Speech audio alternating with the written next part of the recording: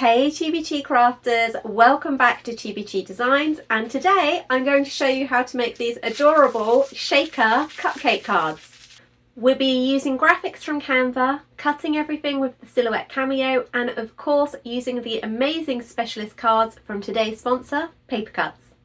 I've linked everything that I've used from embellishments right through to the glue gun in the description down below, so let's jump in.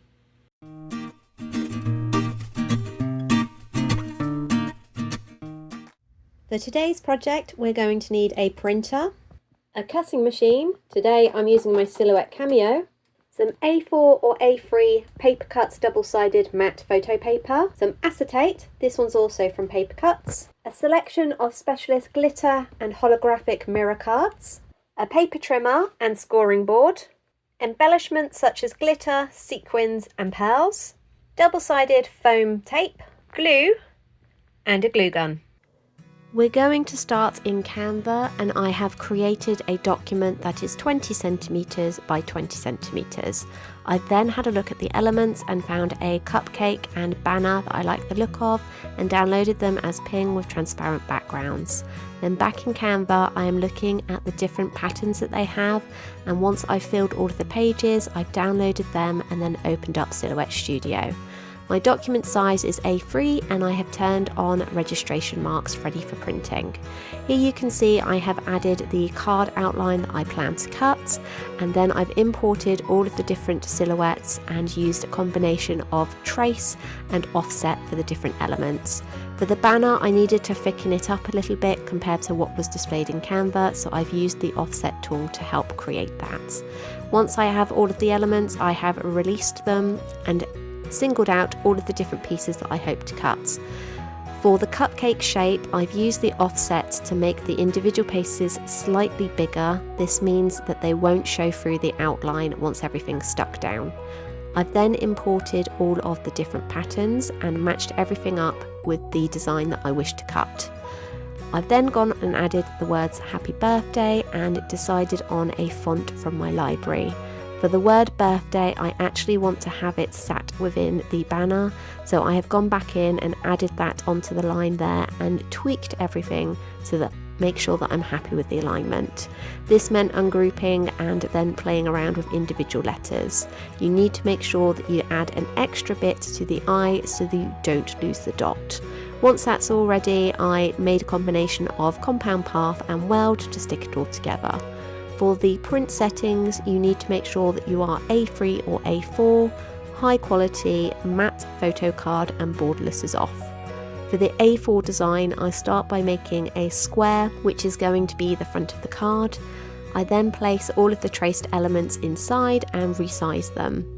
You can see here that I have done exactly the same as we did before with the individual cupcake pieces, which is using the offset tool to make them slightly bigger so that they don't show through the outline once everything's stuck down. I now have a little play around with the different colours of the design to make sure that I'm happy with it before I cut. This allows you to choose the different specialist finishes that you're going to use without actually cutting them. So you can see here I wasn't happy with the white and gold, so I decided to go back and change those and then the font as well. I've added some extra circle embellishments around the outside of the card just to give it a little bit of an extra pop. Once I'm happy with all of that, it's time to cut. You will need to play around with your cut settings, but for mine, for the photo card, I used blade depth 3, force 28, speed 4, 2 passes and overcut is on. For the glitter cardstock, I used a blade depth of 4, force of 30, passes 2, overcut on.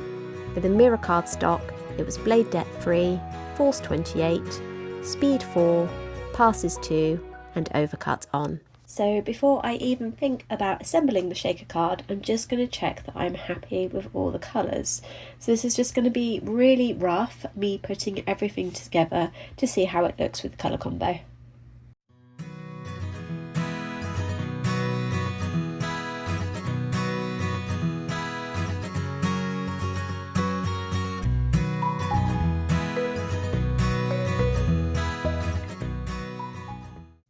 So obviously this is really rough, but I quite like the colours. Originally I had gone for this one, but it just didn't stand out enough, so I changed to the blue. So now that that's all done, it's time to start assembling.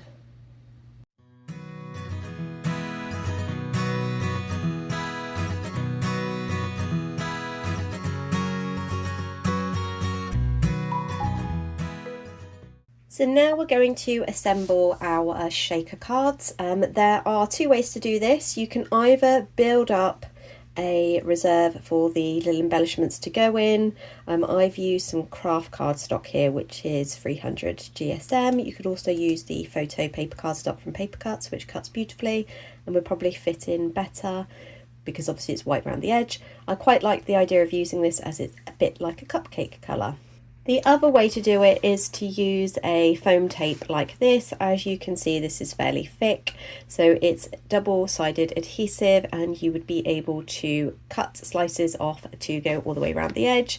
To be honest, this way is slightly quicker, although you have to cut them out. It's just a case of using some Pritt stick to stick them all together. So I think we're going to start with this method first.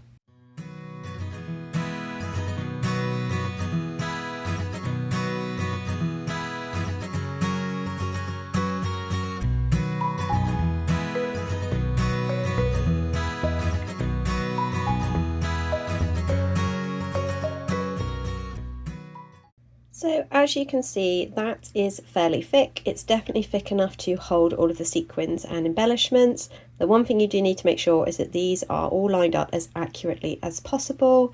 The way in which you can check is by using the top piece. You don't want to be able to see any of this peeking out, so I'm just going to check now. Yeah, that's pretty good there. That shouldn't be an issue. So now we are going to start by assembling the printed background cupcake card. This was just a scrap piece that I was using for gluing, and now we're going to actually bring over the card itself. So we've got this beautiful rainbow alcohol ink effect here. I am going to just quickly lay this all out to make sure that I've got it in the correct position before I start gluing anything down. So obviously the embellishments themselves are going to go in there. This is going to be all stuck together as well. This will go over the top behind. And then we've got these bits here that are going to go in. In an ideal world, I would perhaps done these in a different design because it is quite close to the background, but obviously it will have the little pink outline here to separate them. So now I'm going to start by using this as a guide on the background to put in all of these little bits here, ready to fill the shaker card.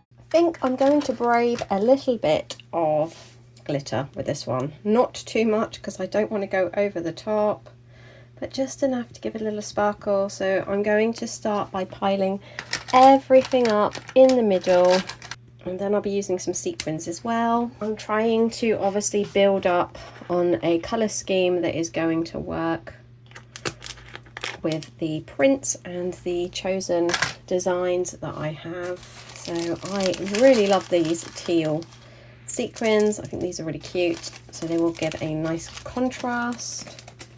And I also have some of these iridescent ones in my pack. They're a little bit lighter, so they should stand out well, especially along the bottom. So as always, I will drop links to everything you can find on my Amazon store down below, the link for that. If you do purchase from my links, it does mean that I get a tiny bit of commission, but I never recommend anything that I haven't used and tested myself. So the aim is you don't want to overfill it. You want enough room for everything to move freely. So now I am going to affix the acetate to the actual outline itself, and then I'm going to pop that all on there and add the happy birthday on top.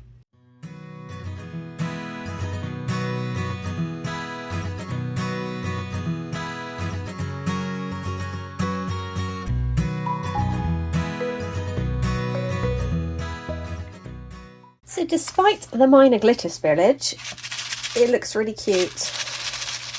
I like how the holographic outline really works well against the printed background, and I really like the embellishment colours that I chose for the middle. Next time I definitely won't be using a glitter though, because unless you are 100% sealed, then you end up with a little bit of a leak. But as I'm sure you saw, I did manage to dam most of that up by using the glue gun. For this one, it's going to be slightly different because we are going to use this instead to fill up around the edges. So to do that, I am going to start by deciding where I would like this positioned, and then similar to before, we're going to stick the backing bits down onto the card.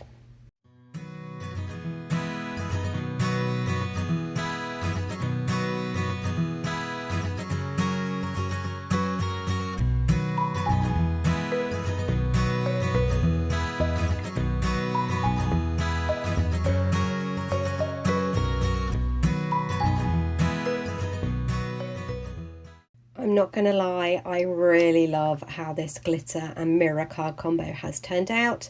Next we are going to apply the foam to all of the edges around here, ready to build up that reservoir to hold all the sparkles that we talked about. But before that, we need to put on the clear acetate so that the sparkles won't. So here's one that I cut earlier. Obviously the paper cut acetate is perfect for this because it is flexible and fine enough to be able to cut well on the silhouette, but also give protection to keep all of those sparkles in. So I'm going to use my glue gun, and then I'm going to jump straight into creating that reservoir from the foam.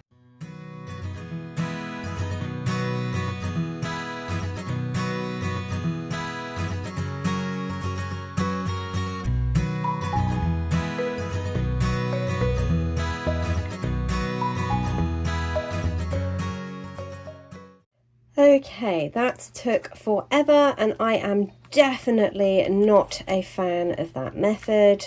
As you can see the foam here. The problem is, even though I tried to cut it really thinly, because it's so sticky, it was just completely tearing, meaning I couldn't get it thin enough. So you could technically go in with a craft knife, which I will probably do to try and tidy this up, but so far for application and neatness, I am definitely preferring the reservoir version. Okay, that was not fun at all. It took probably the same amount of time to tidy everything up as it did to actually apply the foam in the first place. If I'm missing a tip or a trick for this, then please let me know down in the comments, because that just seemed far too complicated and I'm still not happy with the finish. I mean, when you put it on, it's okay at the top where the white is because it kind of blends in, but also if you've got the tiniest gap here, then it means that you could technically risk losing parts of your embellishments. So for that reason, I will not be putting any glitter in here, because I really don't want somebody having this beautiful card and then it springing a leak and having glitter everywhere. They definitely will not appreciate me for doing that. So because of the way this one works, you need to put your embellishments in first. So we are going to do that, and then we're going to go around and take off all of this backing and apply this over the top.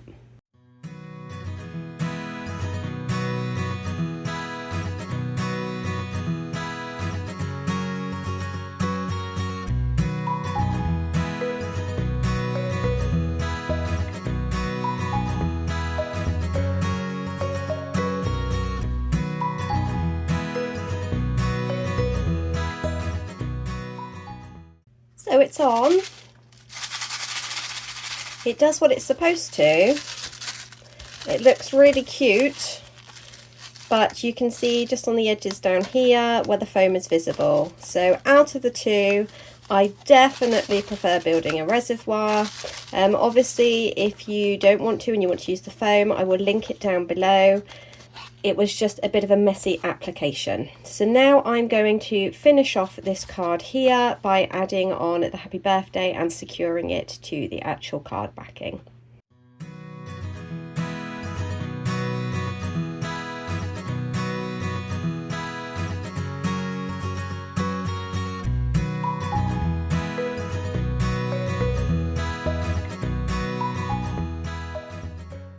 think these have turned out great.